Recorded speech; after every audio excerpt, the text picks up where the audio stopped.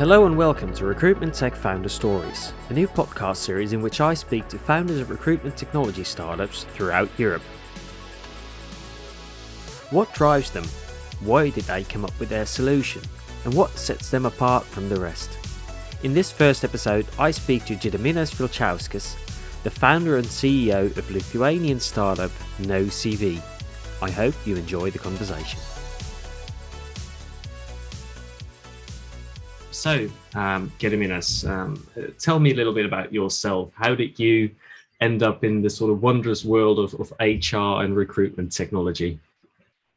Yeah, well, it's a long story, but I'll keep it short. Actually, I was running an IT company. I owned with my partners for 13 years. Then we had the exit, but I stayed as a general manager, and the company was not big, so actually we didn't have a dedicated recruitment staff, and I was pretty much involved in the recruiting myself. And it was difficult, especially in IT, and I started to think why it's so difficult, why it's happening, so that you read a CV. And the person who is coming to the interview, it appears completely different from the CV, and you just wasted your time and that person's time. And started to dig deeper, and understood that really till now it's a pretty much manual process of CV writing and the CV reading, and it's on both sides inefficient and not enjoyable at all, because nobody likes to write a CV nor read it. And started to communicate with my network of recruiters, and everybody said that it should be some improvement in this area, and this is how NoCV was born, actually, out of the problem I'm facing myself, basically. It was a problem you faced yourself. How so? How did you experience that problem? Yeah, and as I've mentioned, I was pretty much involved in recruiting the personnel for my company, and it was inefficient. It was manual. It was kind of a lot of time, resources, a lot of distraction from my main activities, and so on. So kind of did not understood why should I spend so much time on that process, why it's not automatic, why it's so long to fill in the position, and this is how you start thinking maybe you can improve it, and maybe it's something can be done in this area, and this is how it goes. So it sort of revolves around the concept of open recruitment, doesn't it? Like people are recruited without CVs per se, and that seems to be a movement that is gaining momentum in Europe. Not only, I would say, Jasper, actually, recently the CEO of two biggest portals, Indeed.com and Glassdoor.com, said that the solution to labor shortage is getting rid of the resumes. So, it's the solution to the problem. Of course, we're not speaking about all qualifications, but mid and low qualifications, this is the area, what you say, open recruitment. This is the area that can be done without a CV. By questionnaires or different technologies, it just can be done. I'm 100% sure. You're on board. So how does the say I am a company or job seeker, how do you work for them? How does NoCV work? Basically, we're working as a SaaS company, software as a service. So a company onboards onto our platform and uploads job offers, and those job offers are matched to the candidates' profiles. And if there is a match, the candidate can read about job description, what company offers, company culture. Employer branding is crucial, even in low positions. And the candidate can apply to 1, 2, or 3, or 10 positions and instantly receives the questionnaire. The questionnaire is prepared by the company. because only the company knows the best what detailed questions need to be asked to this candidate, and then it's a win-win situation, because out of those questions the candidate understand better about the position.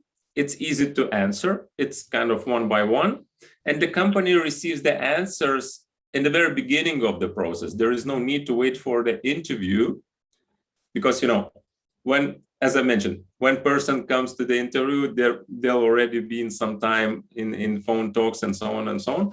But we allow it to do at the very beginning this, I would say, a kind of virtual interview by questionnaires, and the algorithm absorbs all the data and do the automatic ranking of the candidates. Okay. So basically, the company sees the list with the ranking candidates. Of course, the best matches are on the top, and company can instantly start contacting the best ones.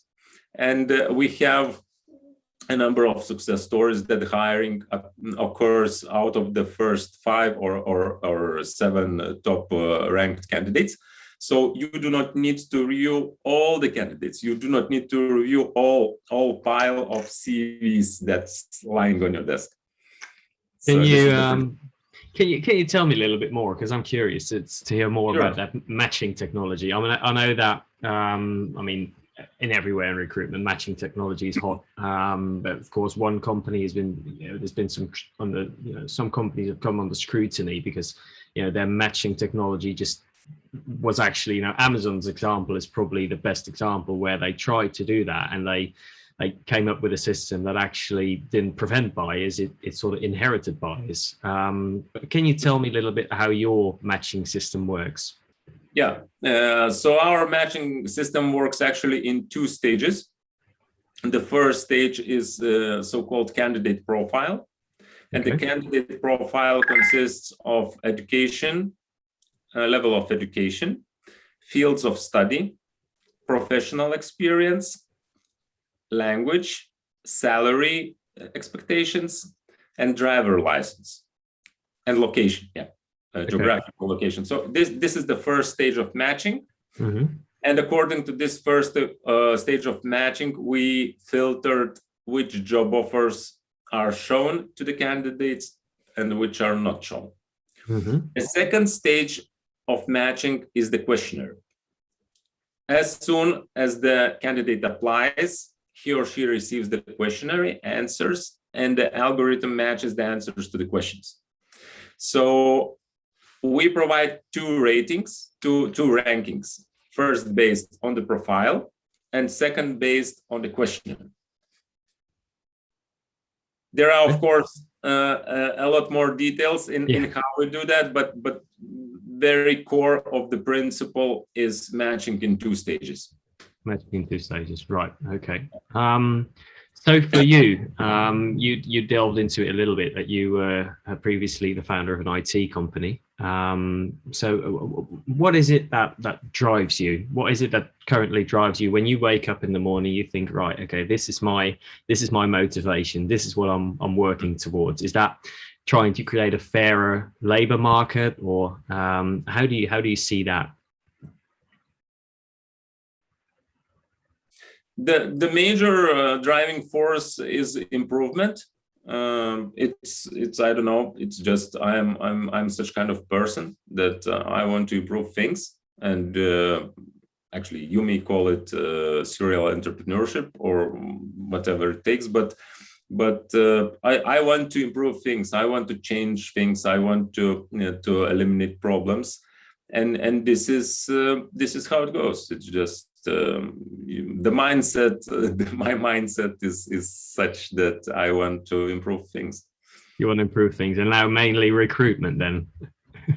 Yes, because you have to focus on something. If you want to improve a lot of things, but basically you have no such time, and energy. So focusing is. You can't fix every problem in the world. But it's interesting with your IT background in IT, or at least founding a company and being. What sort of resemblance do you see As far as recruitment goes, you've explained that. Is there any type of process that you lean into or you tap into that you've used in your experience as a founder of an IT company that you still use today with NoCV? Well, very good question. Actually, never thought about that. Probably no. Just general managerial experience, but the business type of that company, IT company, and present NoCV kind of business models are completely different ones. So it kind of was a big pivot for me personally, and professionally. So I wouldn't say that I inherited some kind of close experiences in between those two business models. Okay. But as far as the future goes, you just alluded to it, Indeed and Glassdoor widely announcing that NoCVs could potentially be a big part of labour market and recruitment structures going forward. Where do you see NoCV headed if 10 years down the line? What is your ideal scenario first, and what do you think is a realistic expectation? And the two can sort of intertwine, but what do you think? Yeah, when you are a startup, you better not to think in 10 years intervals, but think in 1 or 2 years intervals. But still, why not to have some dreams? So of course, as a startup, we are thinking about exit in I don't know, maybe 7, 8, or 10 years from now, and we see big potential because. We see that this automation of the recruitment process is a part of ERP, enterprise resource planning, and SaaS. So there are like a number of big players in this area. Let it be Microsoft, Oracle, or whatever. Then second segment is job boards and classified businesses. Which traditionally, the job boards are organized like a classified business, and Indeed.com and Glassdoor.com essentially they are closer to classifieds than to ERP or SaaS. So this is also the potential exit partners. And the third segment, I would say, these social platforms. Kind of LinkedIn, and why not to dream about LinkedIn or even Facebook, because LinkedIn, of course, they're very much in this recruitment already today, but they are in upper segment of qualifications, and we are in the mid and low. So there is no LinkedIn basically for blue collars, as I would say. And Facebook also already tried to do some staffing and recruiting functionalities, and this is also, as I probably can judge, that this is also very interesting area for them. So if I'd say, if you were dreaming about flying to Mars, so it's possibly LinkedIn or some big ERP player. If we are thinking to flying to the moon, it's probably some smaller job boards or whatever it takes. It's kind of, but I tend not to speak in 10 years, but yeah, of course, our team have some, take it day by day. But as far as the Lithuanian market goes, are you creating the traction that you want at the minute, or are you already sort of focusing at going on to Scandinavia? I know it's mentioned in some of your press briefs. What is the current situation like? Yeah, the Lithuania, of course, we have traction in Lithuania, we have traction in Latvia and in Denmark. Mm-hmm. And but I would say Lithuania is kind of a product testing market, where we're see what's working, what's not working, and how we can improve. And from the point of our big goals, I would say the big goal is big markets, and our focus is on big markets. We are participating in US-based accelerator program called New Chip. Okay, it's exactly the next week when we meet investors from US.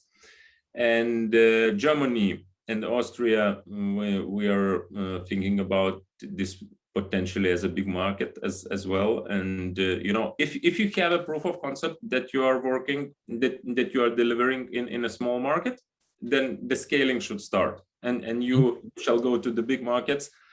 And of course, the investors, they're saying that we would like to invest only if you go to big markets. Small markets, it's not really interested to investors. So our focus, I would say, is big markets. Yeah, good. Yeah, I mean, in that sense, it's lucky that you're Lithuanian, you're based in Lithuania, but you're actually able to use it as you mentioned, a proof of concept market. So that can actually then sort of help you, because loads of these companies already start in a big market where it's tough to create traction and it's tough to really test your model.